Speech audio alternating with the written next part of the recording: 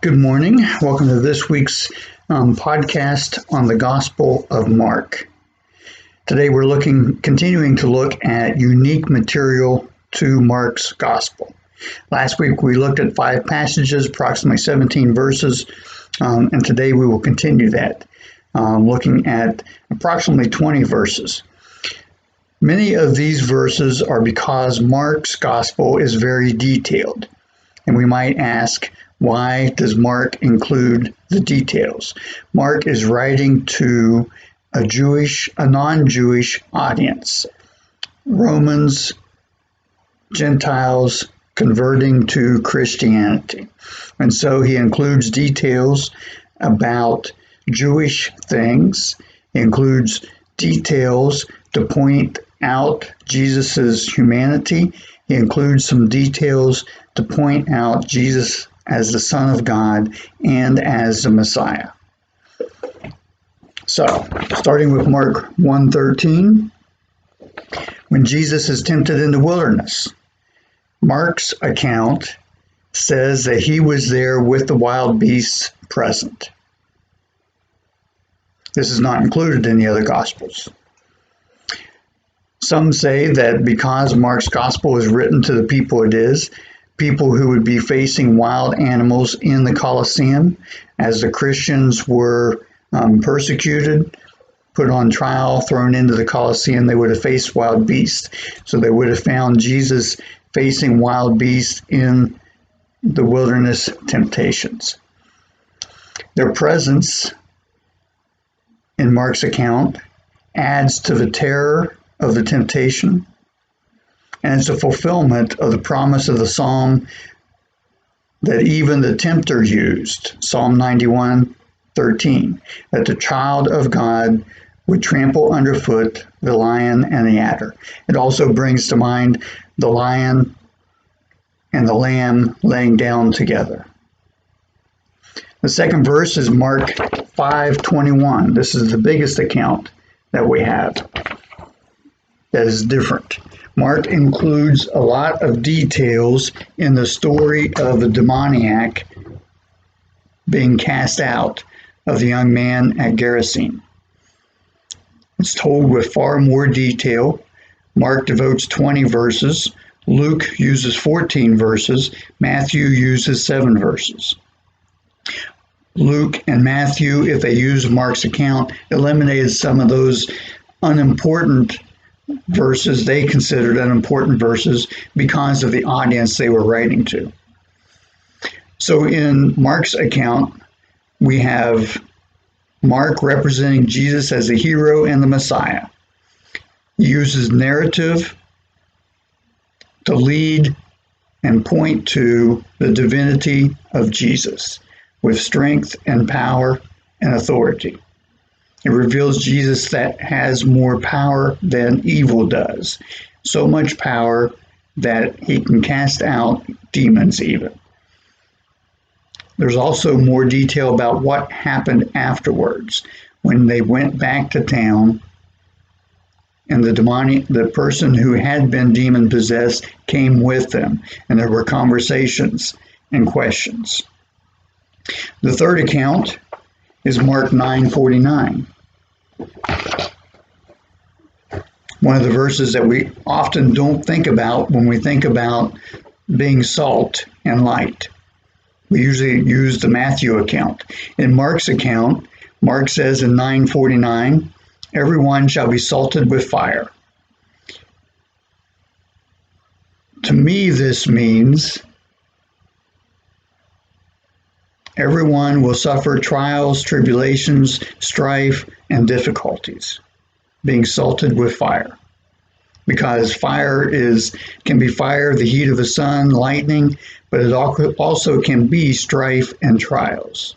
So that's the way I would read it. Everyone shall be salted with fire means everyone's going to be tested to a certain point. Everyone's going to suffer trials and tribulations and difficulties. It's not going to be a rose garden. But then we have to figure out if this fits the context, though. John Wesley said that every acceptable sacrifice shall be salted with another kind of salt, divine grace. So every situation is an opportunity for us to experience divine grace if we will look for it, if we will receive it and act upon it. The fourth account is Mark 2:27. The teaching that the Sabbath was made for man and not man for the Sabbath. That's not found in any of the other Gospels. The Sabbath was a day of rest given to us so that we would rest our minds and our bodies. It was a day set aside for worship so that we would be intentional about, at least on that one day, worshiping God without distractions. It was not to be a God for us, small g. My interpretation of this is that Jesus is talking to the Pharisees about the Sabbath. They had raised questions about what Jesus and his disciples did on the Sabbath. The religious leaders had 39 rules and regulations and categories of rules and regulations about the Sabbath day, what you could do, what you couldn't do. So they were making it out to be a God, small g, as opposed to honoring the God who has given us the Sabbath. Next, while Matthew and Luke tell the story of the healing of blind Bartimaeus, only Mark includes the man's name. Mark includes also the name Simon of Cyrene and his sons Alexander and Rufus. So again, Mark gives us details that the other Gospels do not. Mark is writing to people from Rome, and evidently Alexander and Rufus are well known in Rome. In Mark 3:20 and 21, an interesting account of Jesus' family. Mark records that Jesus' own family thought he had lost his mind, and they come to rescue him, shielding him, protecting him, providing for him. So the question is, do we translate the word translated as friends, relatives, apostles in that account? Friends and relatives are the most likely. He's sitting with the apostles, he's sitting with other people. His friends come, his family come. They who were beside him, his mother and his children, his mother and his brethren, his brothers and sisters. This shows great care on their behalf. It indicates they thought, on the one hand, that maybe he was out of his mind. He is beside himself, but it might simply be that he's not caring for himself. He's so engrossed by his mission and his preaching and teaching that he's not even eating, sleeping, and drinking water or wine or anything else. He's not taking care of himself. So they come to rescue him from himself, to pull him aside, to make sure he gets some rest, to make sure he eats and gets some water. Next is Mark 7:3 and 4. Mark 7:3 and 4. Mark explains Jewish customs not in the other accounts. Not eating before washing their hands. He goes on to explain that part of the Sabbath ritual, part of cleansing rituals, was to wash your hands. Now, it's good habits to wash our hands. We understand that in this age of COVID.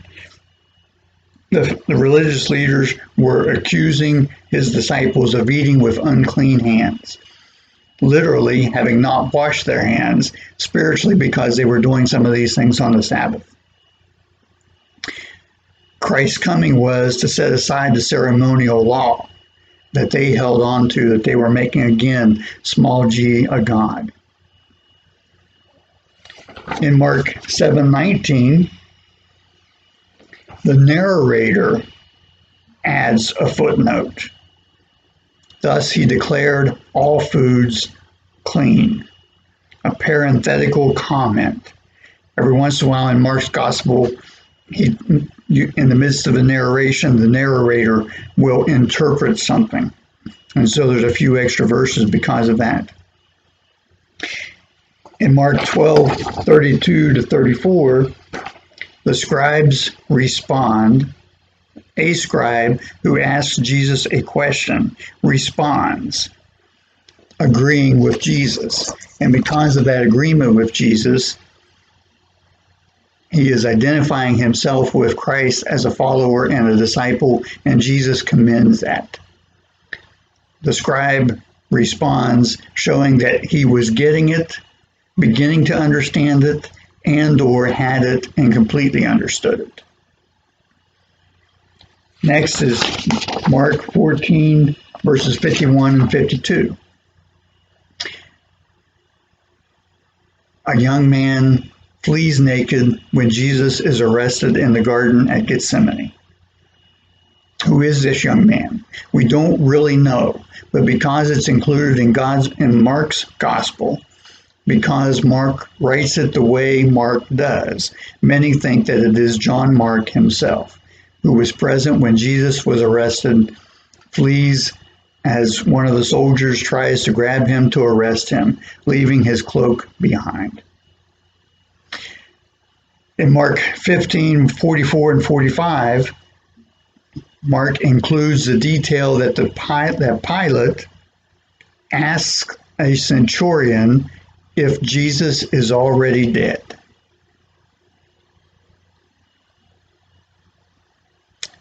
The next one is Mark 16:3. When the women are coming to the tomb, Mark's gospel includes the fact that they wondered how the stone would get rolled away so they could anoint Jesus' body.